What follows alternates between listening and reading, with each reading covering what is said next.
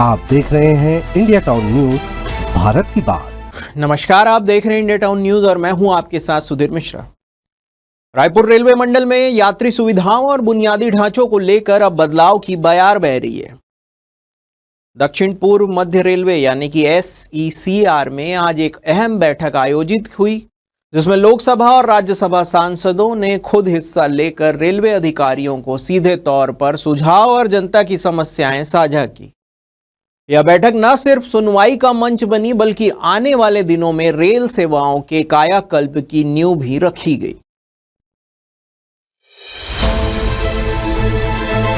Raipur railway मंडल के प्रथम तल स्थित सभागार में आयोजित हुई यह बैठक रायपुर लोकसभा सांसद बृजमोहन अग्रवाल की अध्यक्षता में पूर्ण हुई।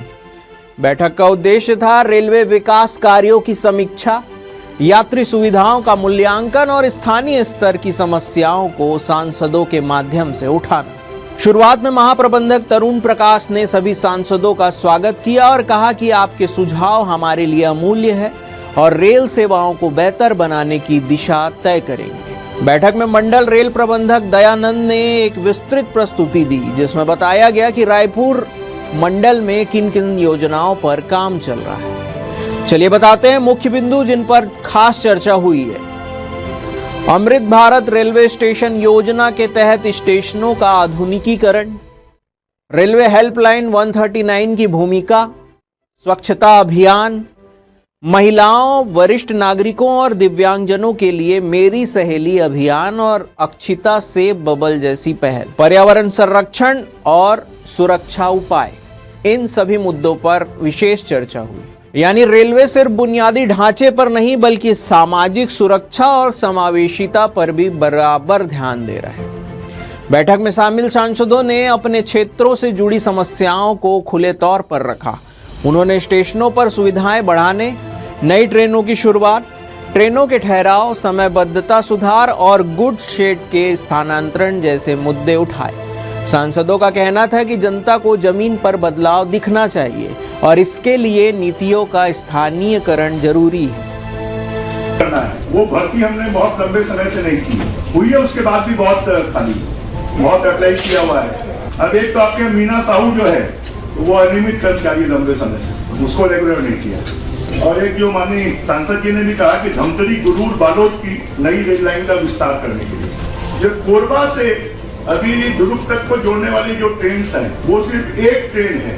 आज वो सुबह 7:30 बजे कोरबा से निकलती है और 6 बजे के बाद में कोई भी ट्रेन नहीं। तो कम से कम 3 मेमू ट्रेन हमको कोरबा से और दुर्ग तक जोड़ने के लिए चलनी चाहिए, क्योंकि उससे बहुत बड़ी संख्या में लोकल लोग जो ट्रेवल करते हैं हमारे इंडस्ट्रियल बेल्ट, रायगढ़, जांजगीर, कोरबा, भिलाई, दुर्ग, उसको जोड़ने के लिए कम से कम 2 मेमू ट्रेन और शुरू हो तो लोगों को सुविधाएं होंगी। इन सुझावों को सुनने के बाद महाप्रबंधक तरुण प्रकाश ने आश्वासन दिया है कि सभी सुझावों पर प्राथमिकता से अमल किया जाएगा और रायपुर मंडल को मॉडल जोन के रूप में विकसित करने की दिशा में काम लगातार जारी रहेगा।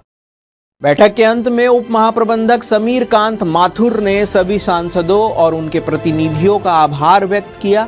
इस बैठक में बृजमोहन अग्रवाल, विजय बघेल, रूप कुमारी चौधरी, भोजराज नाग, महेश कश्यप, रंजीत रंजन जैसे वरिष्ठ सांसद और प्रतिनिधि शामिल रहे। रायपुर रेलवे मंडल की यह बैठक सिर्फ एक औपचारिक समीक्षा नहीं थी, बल्कि सीधे जनप्रतिनिधियों और प्रशासन के बीच संवाद का मजबूत उदाहरण भी थी। उम्मीद की जानी चाहिए कि इस मीटिंग से निकले सुझाव और फैसले बहुत जल्द छत्तीसगढ़ के यात्रियों को बेहतर सुविधाओं और साफ सुथरे स्टेशनों के रूप में दिखाई देंगे। इंडिया टाउन न्यूज आपके मुद्दे और विकास की हर खबर पर नजर बनाए हुए है। फिलहाल के लिए मुझे दीजिए इजाजत। देखते रहिए इंडिया टाउन न्यूज, भारत की बात। जय हिंद।